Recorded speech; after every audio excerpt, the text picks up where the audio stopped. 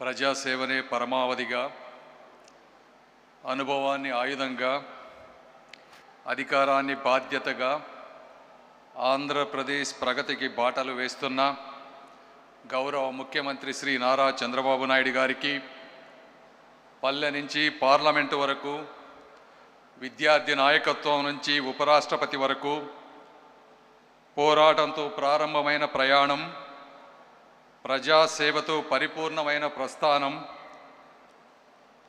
తెలుగు తేజంగా భారత ప్రజాస్వామ్యానికి చిరునామాగా నిలిచిన శ్రీ వెంకయ్య నాయుడు గారికి, రాజకీయాల్లో ప్రజా విశ్వాసానికి, నాయకత్వంలో నమ్మకానికి, ప్రజాసేవలో మానవత్వానికి కథానాయకుడైనటువంటి శ్రీ నందమూరి బాలకృష్ణ గారికి, మా సహచరులు minister of state for health and chemicals Anupriya Patel గారికి, రాష్ట్ర మంత్రివర్యులు సత్యకుమార్ యాదవ్ గారికి, దామోదర్ రాజనరసింహ గారికి, వీరితో పాటుగా అన్నగారి ఆశయాల అజరామర రూపం, సహచర స్మృతి నుంచి పుట్టిన సంకల్పం, లక్షలాది కుటుంబాల విశ్వాసం, క్యాన్సర్ చికిత్సకు సజీవ సాక్ష్యం అయిన Basavatarakam Indo American cancer hospital నిర్వాహకులకు,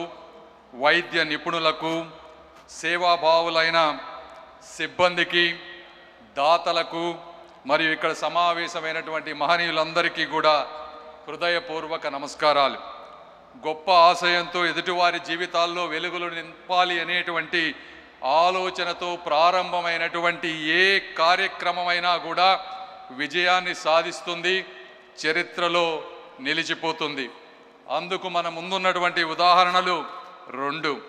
ఒకటి తెలుగుదేశం పార్టీ, మరొకటి Basavatarakam Indo American cancer hospital. Telugu Desam party ఒక ఆత్మగౌరవ ఉద్యమం అయితే బసవతారకం క్యాన్సర్ హాస్పిటల్ ఒక మానవతా ఉద్యమం. తెలుగుదేశం పార్టీ ప్రజల గౌరవాన్ని కాపాడటానికి పుట్టింది. ఈ బసవతారకం క్యాన్సర్ హాస్పిటల్ ప్రజల ప్రాణాలను కాపాడటానికి పుట్టింది. రెండింటి వెనుక ఒకే మహానుభావుడు అన్న నందమూరి తారక రామారావు గారి దూరదృష్టి, మహోన్నత సంకల్పం, గొప్ప సేవాతత్వం ఇందులో ఉంది. తెలుగువారి ఆత్మగౌరవం కోసం ఆవిర్భవించినటువంటి తెలుగుదేశం పార్టీ 40 సంవత్సరాలుగా ప్రజల హృదయాల్లో నిలిచింది. తన జీవిత భాగస్వామి అనుభవించినటువంటి బాధను మరే పేద కుటుంబం అనుభవించకూడదనే సంకల్పంతో ఆవిర్భవించినటువంటి ఆసుపత్రి 25 సంవత్సరాలుగా లక్షలాది మందికి ఆశాకిరణంగా నిలిచింది.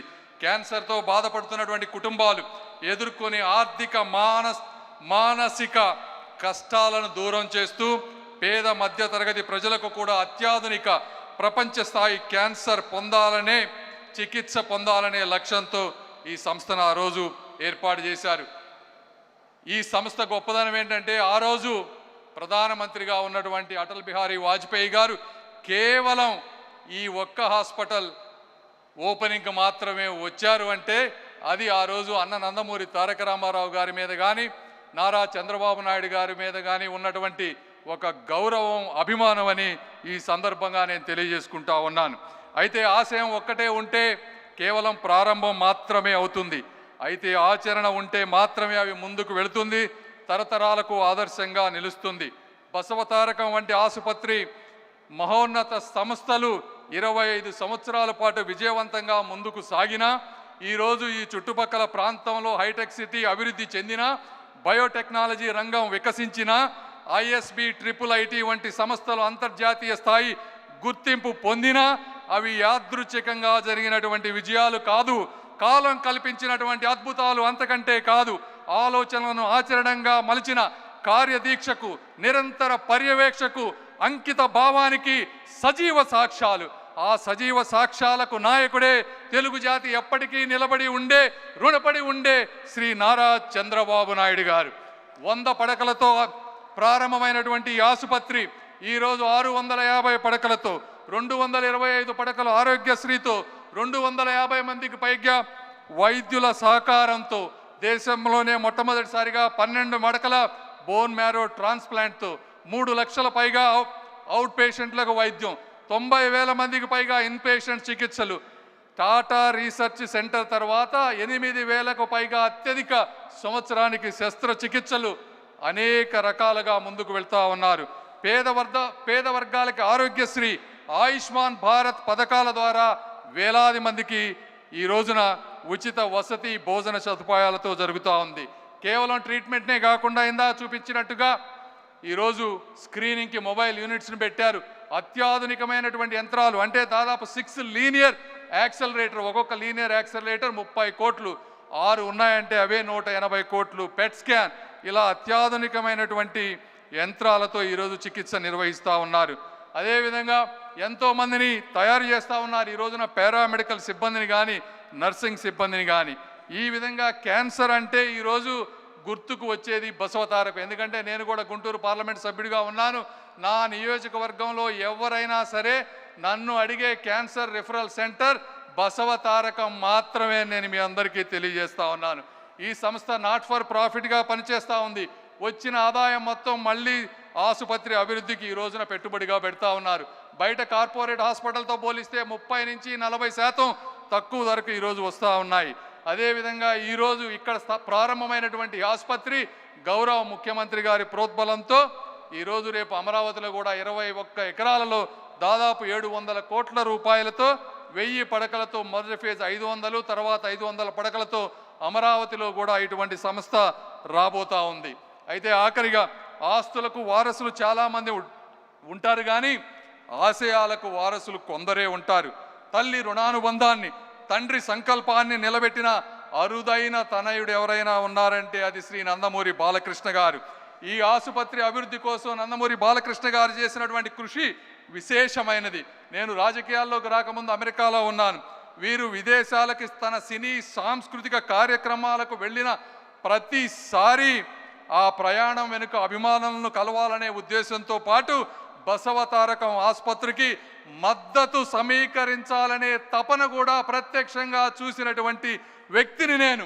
ఒక కళాకారుడిగా కాకుండా ఒక కుమారుడిగా, ఒక ట్రస్టీగా, ఒక సేవకుడిగా ఆయన ఈ బాధ్యత నిర్వర్తిస్తూ ఉన్నారు. ఎందుకంటే ఈ స్థాయి సినీ వైభవం, ఈ స్థాయి ప్రజాదరణ, ఈ స్థాయి సిరి సంపదలు ఉన్న వ్యక్తికి ఇవన్నీ చేయాల్సిన అవసరం లేదు.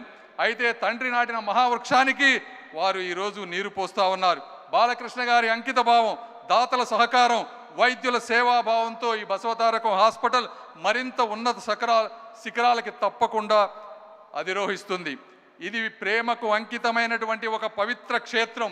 25 సంవత్సరాల క్రితం నాటిన ఒక సంకల్ప బీజం. ఎందుకంటే ఇది బాధలో ఉన్న వారికి ఒక భరోసా, నిరాశలో ఉన్న వారికి ఒక ఆశ, జీవితం కోసం పోరాడుతున్నటువంటి వారికి ఒక కొత్త అవకాశం. ఇలాంటి సంస్థను ముందుకు తీసుకువెళ్తున్న అందరికీ కూడా నేను మనస్ఫూర్తిగా ధన్యవాదాలు తెలుపుతా ఉన్నాను.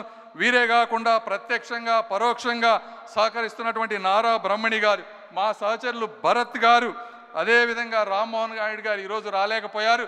వారు కూడా సందేశాన్ని నా రూపంలో ఇవ్వమన్నారు. ఎందుకంటే వారికి అమిత్ షా గారితో గ్రూప్ ఆఫ్ మినిస్టర్స్ మీటింగ్ ఉండి రాలేకపోయారు. నా సందేశము కూడా వారి సందేశమే. కాబట్టి ఆఖరిగా ఆ రోజు షాజహాన్ తాజ్మహల్ ప్రేమకు సాక్షిగా ఎలా కట్టి ఈ రోజుకి గుర్తు ఉందో, ఈ బసవతారకం హాస్పిటల్ అన్నగారి ప్రేమ సాక్షిగా చరిత్రలో నిలిచిపోవాలని కోరుకుంటూ నన్ను ఆహ్వానించిన మీ అందరికీ కూడా మనస్ఫూర్తిగా ధన్యవాదాలు తెలుపుకుంటూ సెలవు తీసుకుంటున్నాను.